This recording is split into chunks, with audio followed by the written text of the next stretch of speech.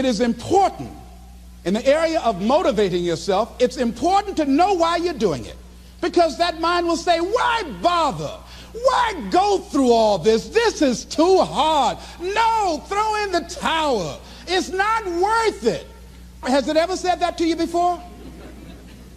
Here's how you can handle that. Here's how you override that. Write down 5 reasons why you deserve it.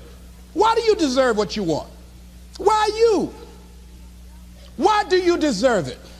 What meaning and value will it bring to your life? What's so different about you that you deserve your goal or this goal? And when you write down those 5 reasons, when you have some down moments, and you're going to have them, when that conversation starts talking to you, and it's going to talk to you, what you will do is you can pull that out and read it, and it will build you up.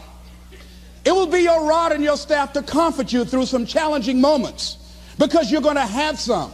Life will knock you between the eyes.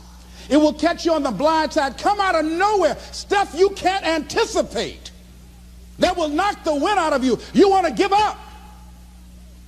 That's why it's important for you to work on yourself, listening to tapes, building yourself up, talking to yourself with power, feeling, and conviction, building yourself up day in and day out, because it's coming. Life will send you some curves you cannot anticipate. The next thing is that whatever you do, you want to develop technical mastery. You want to be the best at what you do. You want to master it. See, part of self-motivation is you've got to find something that gives you a strong sense of competence. Well, you become known for that. You develop a reputation of being good at doing that.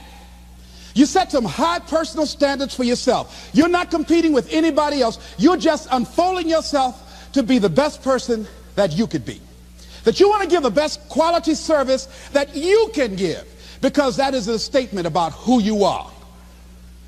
The other thing that's the key to self-motivation is recognize the fact that you're going to get into some slumps. Recognize the fact that you're going to encounter a great deal of failure in life. It goes with the territory.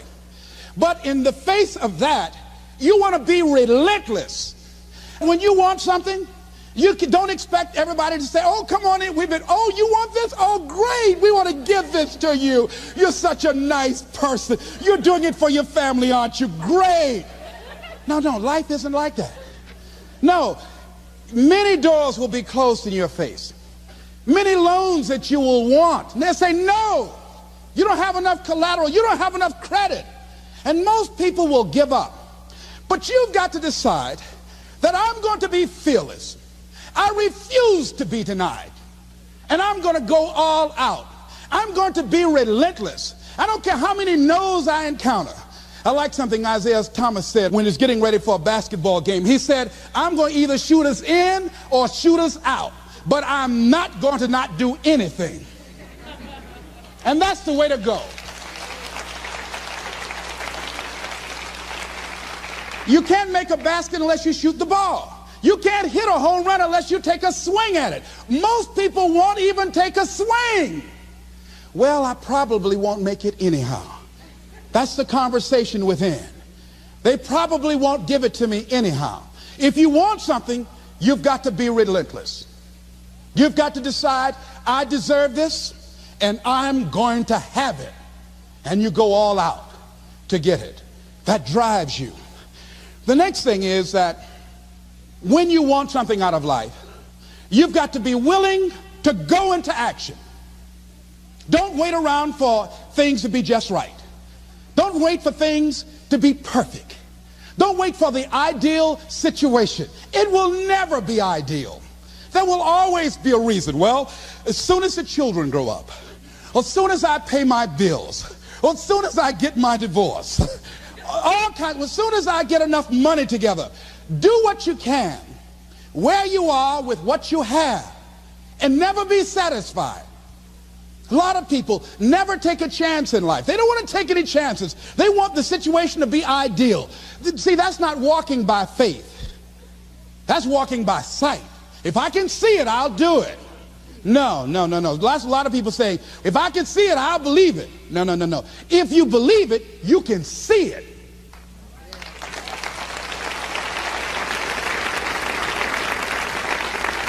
And don't be disturbed because no one else can see it. That's not unusual. That is ordinary. But because you want some different kind of results in your life, you've got to be willing to be unreasonable. If you want unreasonable results in your life, you've got to be willing to be unreasonable. Part of being unreasonable, you don't judge according to appearances. Part of being unreasonable, you can see it because you believe it. That's part of being unreasonable. Part of being unreasonable, you're like Paul who said, you must have the faith to call forth those things that be not as though they were. That's part of being unreasonable. Most people won't do that. Most people say, call me when you get it together. Then I'll support you. The other thing is that one of the keys to self-motivation that empowers you is that you want to find a cause larger than yourself. Find something that you can contribute to. Find something that you can make a difference because you can.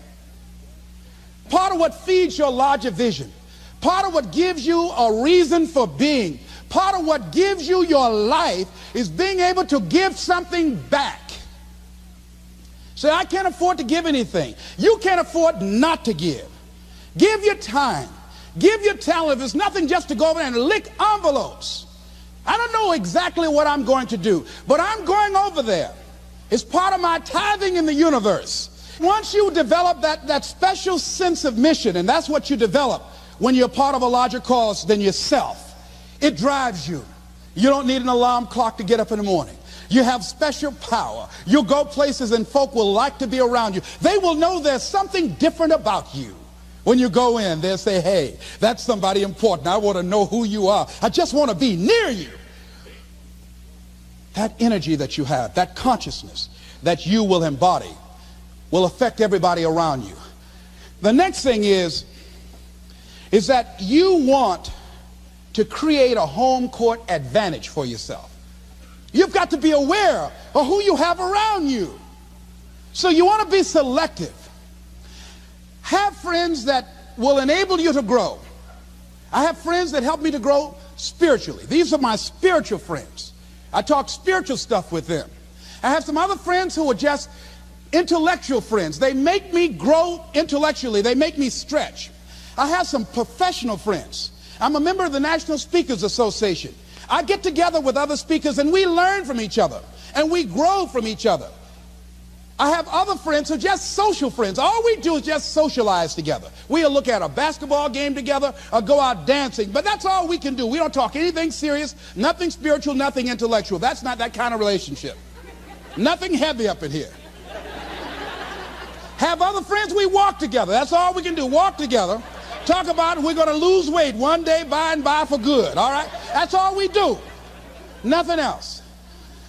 So, according to the relationships that you develop, we grow from people and projects. And the relationships that you develop can enhance and can enrich your life, or they can drain you. I know many talented people who had a great deal of potential, but because they didn't surround themselves with other people that will inspire them to transcend themselves, they never realize their greatness, and they will end up going to their grave with all their good stuff still in them. So you want to look at your relationships, the people that you're involved with, the people that you communicate with most often, and you want to ask yourself the question, what am I becoming because of this relationship? Does it inspire me? Am I motivated? Am I encouraged? Am I driven to develop myself? Am I seeking my own greatness? What kind of person am I becoming because of this relationship? Am I becoming more cynical and negative about life? Ask yourself that. The next thing is, you've got to say yes to your life. You've got to say yes. Yes to my dreams. Yes to me. Yes, I can make it. Yes, I can. Doesn't matter how many failures I've made. Doesn't matter how many mistakes I've endured. Doesn't matter about my defeats. Doesn't matter about what I've done. Yes, yes. I don't care about the fact I'm in a hole now. Doesn't matter about where I am. Yes, the last chapter to my life has not been written yet. If you judge me now, you'll judge me prematurely. I haven't exposed all my stuff yet. I'm still in the process of transforming my life. I'm still in the process of becoming. Yes. I had somebody in my life at one time told me, you'll never make it. And I said, I'll show you. And what energized me, what motivated me was something that Frank Sinatra said. He said, the best revenge is massive success.